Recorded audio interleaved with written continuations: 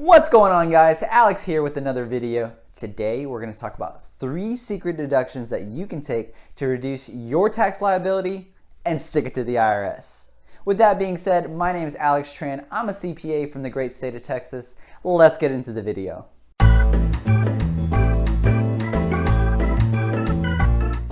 So the first deduction we're going to talk about is the business use of home, otherwise known as the home office expense.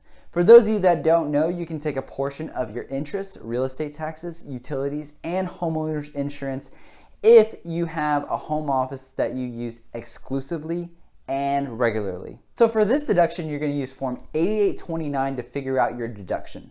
The IRS requires you to use a reasonable method, such as the number of rooms that you use for business divided by the total number of rooms, or you can simply just measure out the square footage of your home office, divide that by the square footage of your total home, and that'll be the ratio of the expenses that you can use for your home office expense.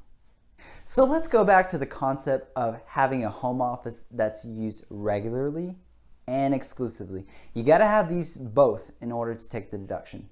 Regularly means it can't be incidental. You can't use it just once in a while or on occasion. It has to be something that you use regularly. So the other concept in a home office is that you have to use it exclusively. What this means is you can't go in there and watch Netflix. You can't use it for yoga and do downward dogs. It has to be used just for your business. So let's say, for example, we have a taxpayer named Maggie who lives in a Texas-sized mansion that measures out to 5,000 square feet. Her home office is 500 square feet, so the ratio of expenses that she can take is 10%. So if you add up Maggie's interest, her home owner's insurance, her real estate taxes, and her utilities, if they add up to $20,000, then her deduction is $2,000 on her business use of home. So the next deduction I want to talk about is standard mileage. So there's a concept here that you can take your actual vehicle cost or the standard mileage. Why I like taking the standard mileage is that it's simple, it's one number you have to track, and you don't have to keep all those receipts. For those of you that aren't working with a great CPA, you may not know that every mile that you drive for your business is a deduction. One thing that I will note is that the IRS requires you to log those miles. A couple of the apps that I would recommend would be Mileage IQ, but if you have a QuickBooks subscription, you should be able to track your mileage through QuickBooks. Some of the businesses that can benefit greatly from this include plumbers, electricians, real estate agents, Uber drivers, and basically any business that requires you to drive a lot.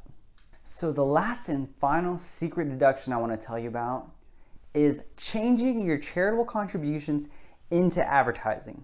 So the problem with charitable contributions is that if you have a flow-through entity such as an S corporation or a partnership, or your income is loaded onto Schedule C, then all of those charitable contributions will flow to Schedule A, which is made up of your itemized deductions. Your itemized deductions don't really matter unless you hit a certain number, which is the standard deduction.